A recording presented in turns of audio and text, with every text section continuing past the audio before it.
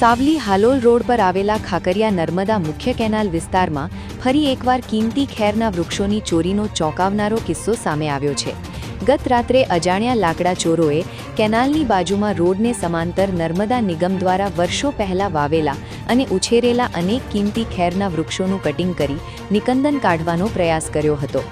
ખેરના લાકડાનો ઉપયોગ પાન પડીકીમાં વપરાતા કાથા એટલે કે કથ્થા અને પાવડરના ઉત્પાદન માટે થતો હોવાથી તેની બજારમાં મોટી કિંમત છે, જેના કારણે ચંદન ચોરોની જેમ હવે ખેરના લાકડા ચોરી કરતી ગેંગ સક્રિય થઈ હોવાની આશંકા વ્યક્ત થઈ રહી છે।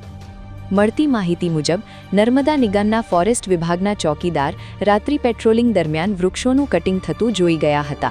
તેમણે તાત્કાલિક નજીકના ગેટ સંચાલિત અધિકારીને જાણ કરતા નર્મદા નિગમના કર્મચારીઓ ઘટના સ્થળે દોડી આવ્યા હતા। જો કે અધિકારીઓ પહોંચે તે પહેલાં જ લાકડાચોરો અંધારાનો લાભ લઈને ફરાર થઈ ગયા હતા। ઘટના સ્થળેથી એક બાઇક મળી આવી છે, જે લાકડાચોરોની હોવાની પ્રાથમિક સંભાવના વ્યક્ત કરવામાં આવી રહી છે।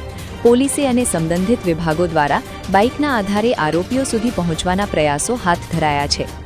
આ સમગ્ર વિસ્તાર કેવડિયાના 0 પોઈન્ટથી લઈને લસુંદ્રા કપડવંજ હાઈવેના 170 પોઈન્ટ સુધી નર્મદા મુખ્ય કેનાલ હેઠળ આવે છે। ઘટનાની જાણ સંબંધિત અધિકારીઓને કરવામાં આવી છે અને સમગ્ર મામલે તપાસ શરૂ કરવામાં આવી છે। ઉલ્લેખનીય છે કે થોડા સમય પહેલા જ વાઘોડિયા તાલુકામાં આ જ નર્મદા કેનાલ કિનારે ખેરના અસંખ્ય વૃક્ષો કપાઈ જવાના અહેવાલો સામે આવ્યા હતા। હવે સાવલી હાલોલ રોડ પર ખાખરિયા નજીક બનેલી આ ઘટના બાદ ખેર લાકડા ચોરી કરતી ગેંગ ફરી સક્રિય થઈ હોવાની ચર્ચાએ જોર પકડ્યું છે।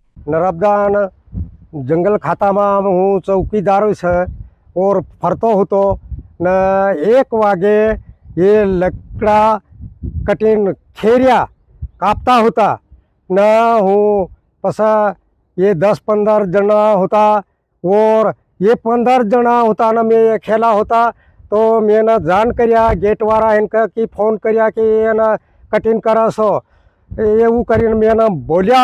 फिर वो उतन की कटिंग वाला भाग गया। फिर वो उतन की बाइक होती इस बाइक को गेट वाला आया, गेट वाला आई को पकड़ लिया न ले जाई को जमा कर दिया और वो ना चोर लोग कटिंग वाला भाग गया और 15 जना होता ये मेरे को मार को फेंक दे नेर में तो ये की कौन जवाबदारी रहे साहब એટલે મેં જાણ કર્યા फिर वो ना जाता રહ્યા। નર્મદા કેનાલ કિનારે કિંમતી ખેરના વૃક્ષોની સુરક્ષા કેટલી મજબૂત છે? શું ખેર લાકડાની હેરાફેરી પાછળ સંગઠિત ગેંગ કાર્યરત છે? ઘટના સ્થળેથી મળેલી બાઇકના આધારે શું આરોપીઓ સુધી પહોંચવામાં સફળતા મળશે? હાલ સમગ્ર મામલે તપાસ ચાલુ છે અને જવાબદાર તત્વો સામે કડક કાર્યવાહી કરવાની માંગ ઉઠી રહી છે। YouTube પર K&K મીડિયા નેટવર્કને સબસ્ક્રાઇબ કરો, ફેસબુક અને ઇન્સ્ટાગ્રામ પર ફોલો કરો અને દરેક પોસ્ટને લાઇક અને શેર કરવાનું ભૂલશો નહીં।